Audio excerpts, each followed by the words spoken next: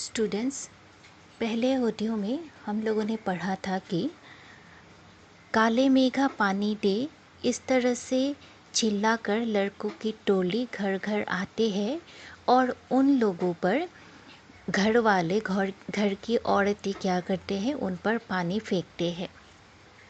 और ये सिर्फ मजाक के लिए नहीं होते हैं। उन लोगों के मन में ये आशा है, उम्मीद है कि इस तरह से बच्चों के टोली पर पानी फेंकने से इंद्र देवता प्रसन्न हो जाएंगे और उन्हें उल्टा उसे 2 गुना 4 गुना करके पानी ज़मीन पर, धरती पर बरसाएंगे। लेकिन लेखक इस बात से नाराज़ थे। लेखक भी उस समय एक छोटा बच्चा ही था, लेकिन उनको ये बात बिल्कुल समझ में नहीं आती थी कि अनावृष्टि के कारण जहाँ पानी की एक एक बूंद के लिए लोग तड़पते हैं, पशु पक्षी मर जाते हैं, ऐसे में इस तरह से अंधविश्वास को फैलाते हुए पानी फेंकने की ज़रूरत क्या है। कैसी निर्मम बर्बादी है पानी की। देश की कितनी क्षति होती है इस तरह के अंधविश्वासों से। कौन कहता है इन्हें इंद्र की सेना। अगर इंद्र महाराज से ये पानी दिलवा सकते हैं तो खुद अपने लिए पानी क्यों नहीं मांग लेते। क्यों मोहल्ले भर का पानी नष्ट करवाते घूमते हैं। नहीं, यह सब पाखंड है, अंधविश्वास है। ऐसे ही अंधविश्वासों के कारण हम अंग्रेज़ों से पिछड़ गए और गुलाम बन गए। तो लेखक का ये कहना है कि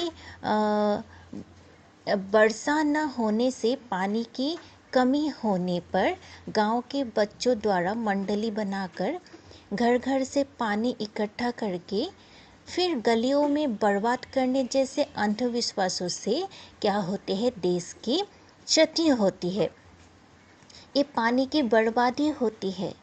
और कौन कहता है इन्हें इंद्रसेना। ऐसा कहकर लेखक उन इंद्रसेना या मेंढक मंडली पर व्यंग कर रहा है, क्योंकि उनका मानना है, उनका कहना है कि अगर इंद्र महाराज से ये पानी दिलवा सकते हैं तो खुद अपने लिए पानी क्यों नहीं लेते। वे मोहल्ले का पानी नष्ट करवाते हुए क्यों घूमते हैं। और ये सब तो अंधविश्वास है, और इसी अंधविश्वास के कारण ही शायद भारतवासी आज भी अंग्रेज़ों से पिछड़ गए हैं, अंग्रेज़ों के गुलाम बन गए थे या अंग्रेज़ों से बहुत ही पीछे रह रहे हैं।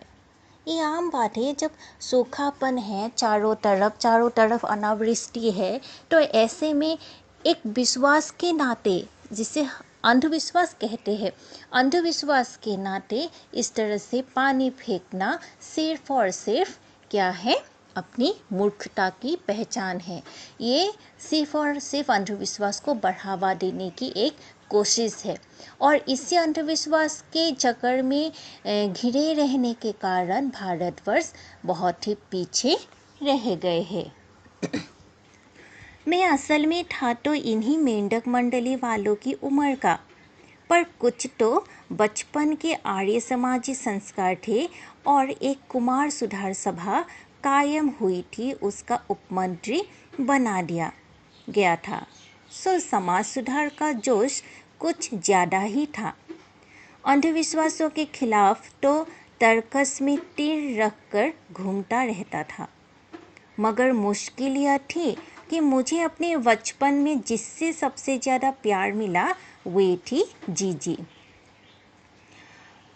असल में क्या है, जब लेखक ये बात बोल रहे थे, आज से तकरीबन 100 साल पहले की ही ये बात है, जब वो छोटे उम्र के थे, 12-13 साल का ही एक लड़का था, लेकिन उस समय उनके घर में थोड़ा आर्य समाजी, मतलब थोड़ा समाज सुधार, थोड़ा शिक्षा दीक्षा का उसमें प्रभाव था। इन्हीं के कारण, या कुमार सुधार सभा नाम की एक सभा जिसमें अंधविश्वासों के खिलाफ आवाज़ उठाई जाती है, उसका भी उपमंत्री था। शायद इसलिए भी हो सकता है कि वो अंधविश्वासों के खिलाफ तर्कस में तीर रख कर घूमता था। तर्कस में तीर रख कर मतलब जैसे युद्ध में क्या करते हैं, धनुर्वीर अपने बाणों को जहाँ पीठ के पीछे जहाँ इकट्ठा करके रखते हैं, उसे टर्कस बोला जाता है।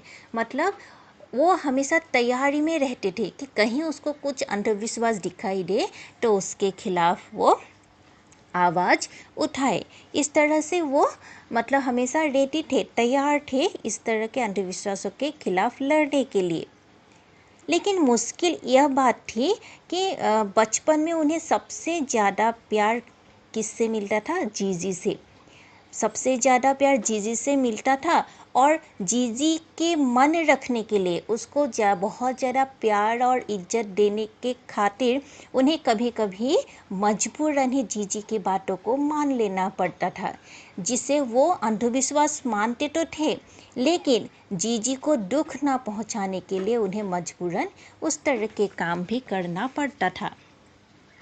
यूँ मेरे रिश्ते में कोई नहीं है। जीजी उनके कोई रिश्तेदार तो नहीं थे।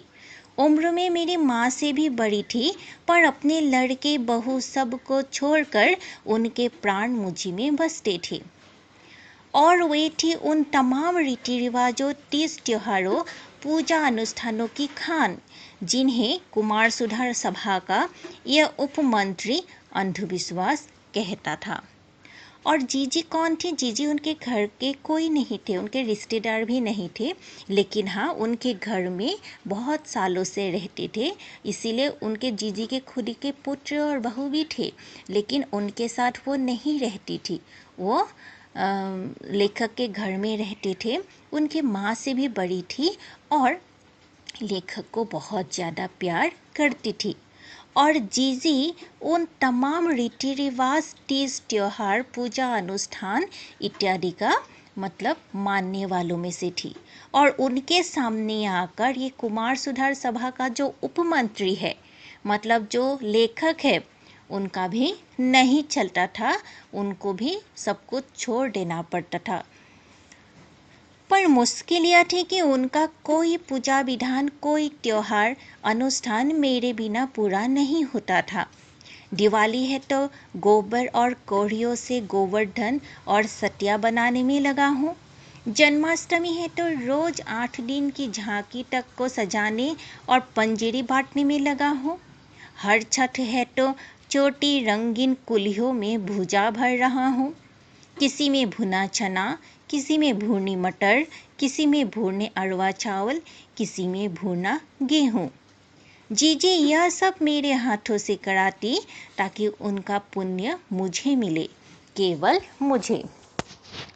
जिससे अंधविश्वास कहकर लेखक पूरा मतलब उसको नाश कर देना चाहते थे, वो लेखक क्या हो जाते थे? जीजी के सामने आते ही बिल्कुल ही नाकाम बन जाते थे, क्योंकि जीजी हर पूजा, हर तीज त्योहारों में लेखक को ही शामिल करवाते थे।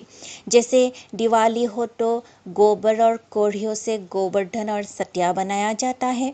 जन्माष्टमी में क्या करते हैं? रोज 8 दिन मतलब जो बाल गोपाल होते हैं उसकी झांकी को सजाने लगते हैं, पंजिरी बांटने लगाते हैं।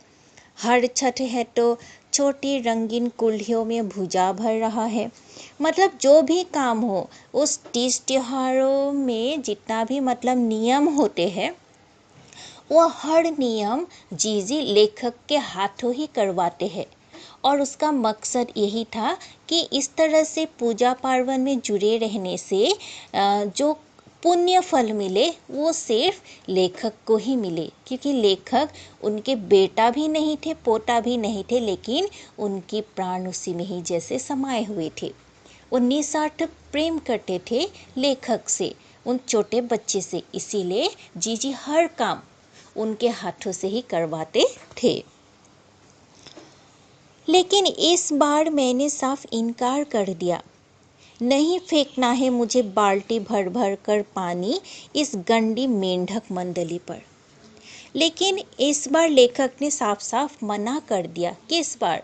जिस दिन ये मेंढक मंडली आए थे और उन पर पानी जो जमा करके रखा गया था वो पानी फेंक रहे थे। उसने बोला कि मुझे ऐसे मेंढक मंडली पर पानी नहीं फेंकना है। अब जीजी बाल्टी भरकर पानी ले गई। उनके बूढ़े पांव डगमगा रहे थे, हाथ कांप रहे थे। तब भी मैं अलग मुंह फुलाए खड़ा रहा। लेकिन जब लेखक को बार बार बोलने के बाद भी उन्होंने वो बाल्टी भरकर पानी उनके हाथों से नहीं डाल सका, तो वो जो जीजी है वो बाल्टी भरकर पानी वो मेंढक मंडली पर डालने के लिए चले गए थे। और लेखक को देखकर बहुत दुख भी लग रहा था कि उस बाल्टी को उठाने से, पानी से भरती हुई जो बाल्टी है उसे उठाने से उनके बूढ़े जो पैर थे वो लड़खड़ा रहे थे, डगमगा रहे थे, वो कांप रही थी। मतलब उनको तकलीफ हो रहे थे ऐसे भारी भरकम बाल्टी उठाने में। फिर भी क्या हुआ, लेखक मतलब कमज़ोर नहीं बना, बल्कि वो मुंह फुलाए दूसरी तरफ बैठा रहा। शाम को उन्होंने लड्डू मथरी खाने को दिए तो मैंने उन्हें हाथ से अलग खिसका दिया। मुंह फेर कर बैठ गया, जीजी से बोला भी नहीं। पहले वे भी टमटमाई, लेकिन ज़्यादा देर तक उनसे गुस्सा नहीं रहा गया।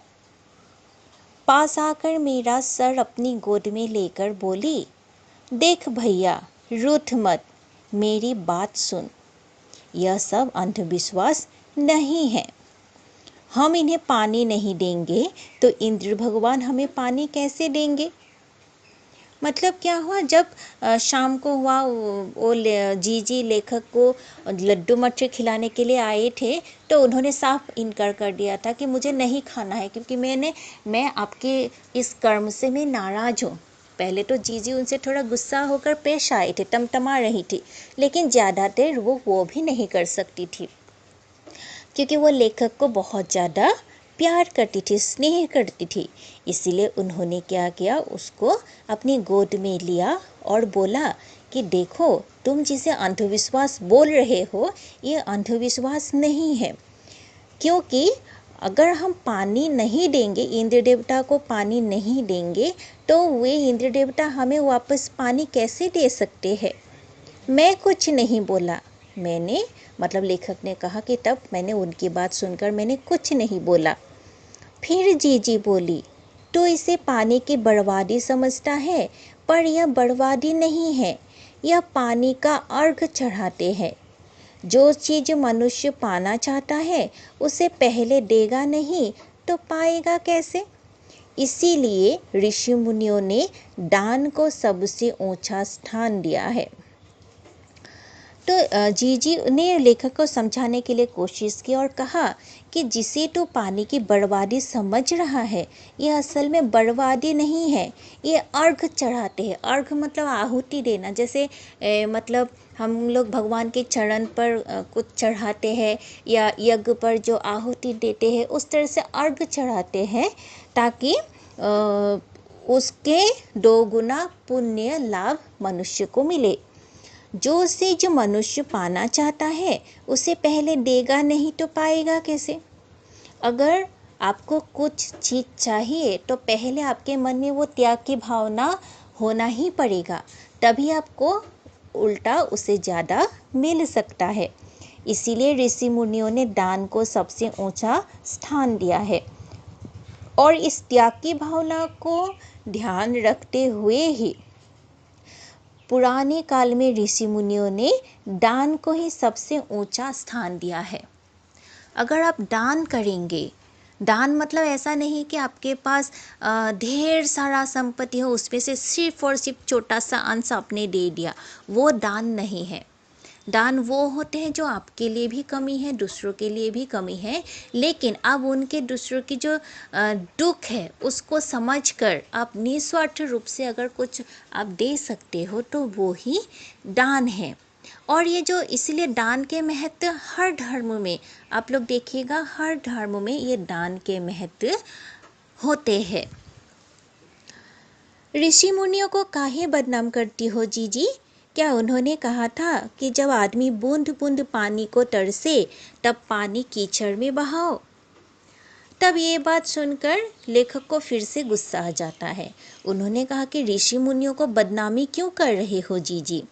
उन्होंने तो नहीं कहा था, या उन्होंने ऐसा कहकर गए हैं कि जब पशु पक्षी मनुष्य जीव जंतु बूंद बूंद पानी के लिए तरसे तब उसी पानी को इस तरह से बर्बाद करके कीचड़ में बहाओ। ऐसा तो ऋषि मुनियों ने कहकर नहीं गया था। कुछ देर चुप रही जीजी, फिर मछली मेरे मुंह में डालती हुई बोली, देख, बिना त्याग के दान नहीं होता। अगर तेरे पास लाखों करोड़ों रुपए है और उसमें से तू 2-4 रुपए किसी को दे तो यह क्या त्याग हुआ? त्याग तो वह होता है कि जो चीज़ तेरे पास भी कम है, जिसकी तुझको भी ज़रूरत है, तो अपनी ज़रूरत पीछे रखकर दूसरे के कल्याण के लिए उसे दे, तो त्याग तो वह होता है, दान तो वह होता है, उसी का फल मिलता है। फिर कुछ देर लेखक की बात सुनकर कुछ देर जीजी रुकी और उन्होंने कहा कि देखो, बिना त्याग के कुछ भी नहीं होता। आपके पास ढेर सारा पैसा है, उनमें से 2-4 दे तो उसको त्याग नहीं कहा जा सकता। त्याग किसको कहा जा सकता है? जो चीज़ आपके पास भी कम है और ज़रूरत भी है, लेकिन फिर भी अपनी ज़रूरत को पीछे रखकर दूसरे के कल्याण के लिए जो उसे दे, तो उसे ही दान कहा जाता है, त्याग कहा जाता है, और उसी त्याग का फल भी मिलता है। जैसे प्राचीन काल में दान को बहुत ही ज़्यादा महत्व दिया जाता था। जैसे अभी महाभारत रामायण चल रहे हैं, तो उसमें आप लोग दान किस तरह से करते, त्याग किस तरह से करते देखते हैं। जैसे रामायण में क्या क्या अपनी बात को, पिता की बात को मानने के लिए पूरे राम, लक्ष्मण और सीता ने क्या किया था, पूरे राजपाट को ही छोड़ दिया था, है कि नहीं। फिर महाभारत में देखिए, जो कर्ण है, महावीर कर्ण, उसको तो दानवीर भी बोला जाता है। कर्ण कभी भी मतलब दान देने से इनकार नहीं करते हैं। इसीलिए जब उनको पता भी चला था कि जब वो जो कवच और कुंडल है, उन्हें धोखे से उनसे ये सब कुछ ले रहे हैं, फिर भी उन्होंने मना नहीं किया था। और शायद इसीलिए आज भी वो क्या है, आज भी वो अमर है। उन्होंने वो सब कुछ भी दान कर दिया था। मतलब ज़रूरत तो उससे भी थे, अगर वो उनके पास होते तो उनकी मृत्यु नहीं होती, और अगर उनकी मृत्यु नहीं होती तो हो सकता है पंच पांडवों पर भारी विपत्ति आ जाती, लेकिन फिर भी उन्होंने दान किया था। फल वल कुछ नहीं मिलता, सब ढकोसला है। मैंने कहा तो, पर कहीं मेरे तर्कों का कीला स्पष्ट होने लगा था, मगर मैं भी जिद पर अड़ा था। तब लेखक ने कहा कि नहीं नहीं, ये सब कुछ मतलब दान वान से कुछ नहीं मिलता, सब ढकोसला, सब मतलब बेकार की बात है। लेखक ने ऐसा जोर देकर कहा तो था, लेकिन उनके मन में जीजी की बातों की प्रतिक्रिया हो रही थी। वह जो तर्क देना चाहते थे, वो धीरे धीरे मतलब जैसे कमज़ोर पड़ गया था।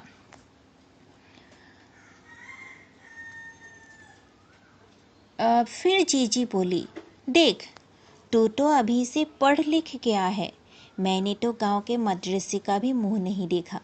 मतलब क्या है, जब लेखक ने कहा कि मुझे ये सब कुछ बातें बिल्कुल ही अच्छी नहीं लग रही है कि ऐसे अनावृष्टि के समय आप पानी को बर्बाद कर रहे हैं, तब लेखक ने क्या कहा, जीजी ने क्या कहा लेखक को कि इस तरह से नहीं बोलना चाहिए, क्योंकि ये दान है। अगर हम लोग पानी नहीं देंगे, पानी नहीं बहाएंगे, तो इंद्र देवता भी पानी नहीं देंगे।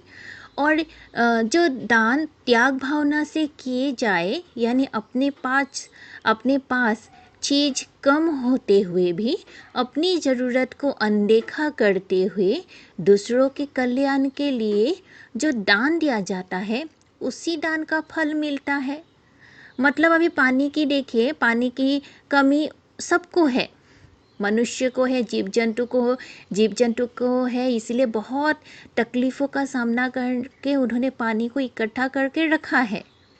लेकिन पानी की ज़रूरत हर किसी को है, पूरी धरती को है। इसीलिए मनुष्य अपनी जो अभाव है उसको पीछे रखकर, अपनी ज़रूरत को पीछे रखकर दूसरों के कल्याण के लिए वे लोग क्या कर रहे हैं, पानी को फेंक रहे हैं। ऐसा लगता है कि इस तरह से पानी फेंके जाने से वो पूरा पानी क्या हो जाएगा, पानी वाले बादल, मतलब हर कस्बे से पानी बहते जाएंगे, नाले नदी में गिरेंगे। फिर उनमें से मतलब सूरज की धूप गिरकर वो पानी बादल बन जाएंगे और उसी पानी का 2 गुना 8 गुना करके वो फिर से लौट आएंगे। यही जीजी का कहना है। तो ठीक है, यहाँ तक आप लोग पढ़ लीजिएगा और जो बाकी का अंश है हम लोग नेक्स्ट ऑडियो में आलोचना करेंगे। धन्यवाद।